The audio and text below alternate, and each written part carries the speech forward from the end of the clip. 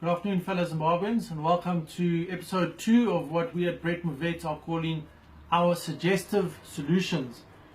The biggest problem we have in opposition is basically the raising of funding. To those who have joined the struggle recently, this wasn't always the case. In fact, when the main opposition was formed in 1999, donors were basically falling over each other to donate resources to the opposition. In fact, even as late as 2013, we still had few but some donors. However, all of that has but dried up. Why? Because of how that donor money was spent. Paying for first-class plane tickets, presidential suites in hotels for our leaders, fancy cars, offices, clothes, and some money was even used to pay for wives. Yes, the opposition is no longer trusted, and donors, including members of the actual opposition, are no longer confident in them, so they do not donate much, if anything at all. How do we fix this? Firstly, we need to look internally for donors among our own party members. Secondly, we need to set standards in the spending and distribution of these donations so as to attract other donors who will see, and this is the important part, by the leaders' examples that they have reformed and are now responsible by spending those donations wisely.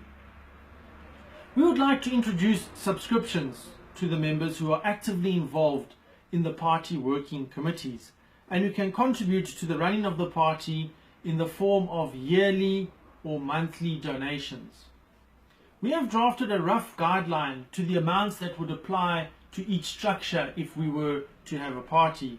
These are just recommended amounts that will be adjusted as and when required, or obviously as and when the party congress meets.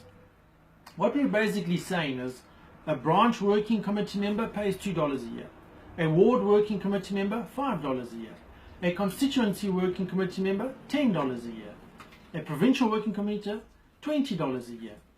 The national servant, in other words, the national youth, national women's, national main wing, $50 each per year. Councillor, $20 each per year. Mayor, $200 each per year. Member of Parliament, $500 each per year. And a minister, $1,000 per year. Subscriptions will make sure the party has at least a small base of funding. Also, it brings about some form of loyalty and accountability, where members will have to contribute to their party, and in so doing they will make it their business to find out how the money was spent. Only members, and this is important, in structures will be able, or be liable should we say, to pay those subscriptions. Ordinary party members or supporters don't have to pay anything if they do not want to. 14.5 of our suggestions in terms of solutions is entitled spending of those resources.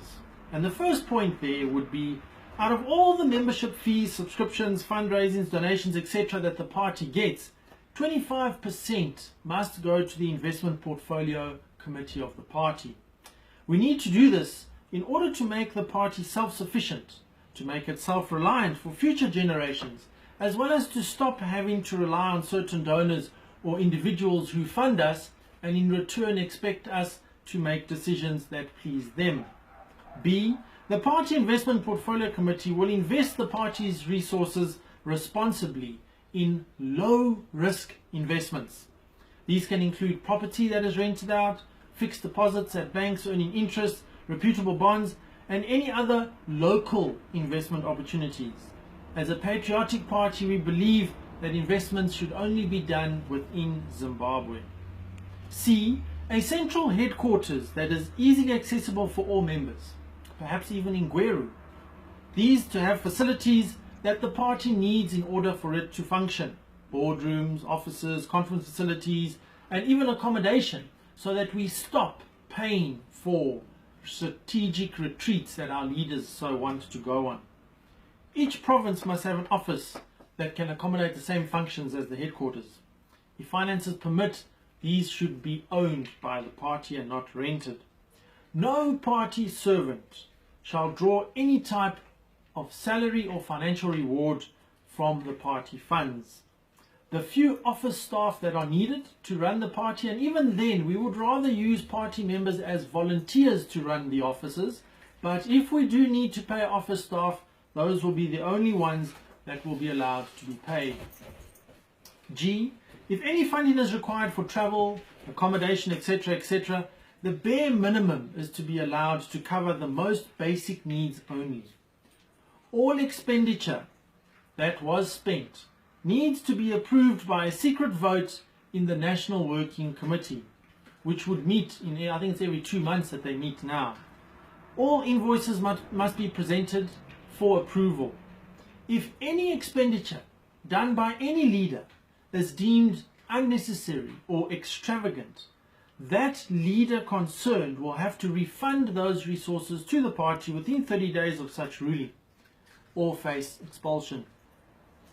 H, all the resources and donations received, this is the money that now gets received by the party, should be split as follows.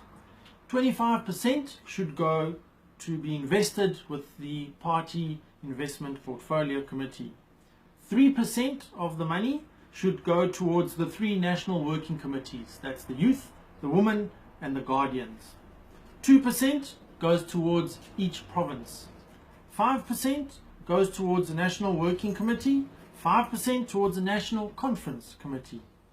2% set aside for holding Congress every 5 years.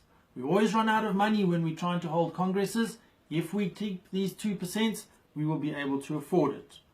2.5% of all income set aside for party regalia, promotional regalia, cards, t-shirts, caps. 0.15% of all donations to be given to each of the 210 constituencies within the country. That makes up 100% of the funds that we would receive as a party.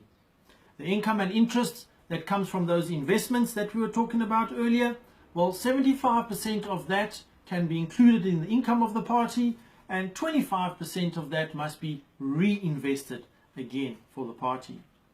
This system will make sure that each and every working committee of the party, right up to the constituency level, will at least get a portion of whatever is donated to the party. This will also make sure that committee members more concerned about the party finances, and they will actually demand full audits or communicate that they would like to see the party's books to know where that money is going. This in itself will result in more accountability, and more people will be involved in the process. So that's our suggestion in terms of how to spend the money that we would be getting, and any party is more than welcome to use a couple of these ideas. And if you are a party member, you need to ask your party to make sure that such initiatives are laid down in your party's constitution so that you can follow and understand where donors' money is going. That brings a close to another episode of Brett Holley. If you like what I'm saying, you support what I'm saying, please feel free to look at other videos on our Facebook page and YouTube channel. They're all called Brett Holley. Thank you.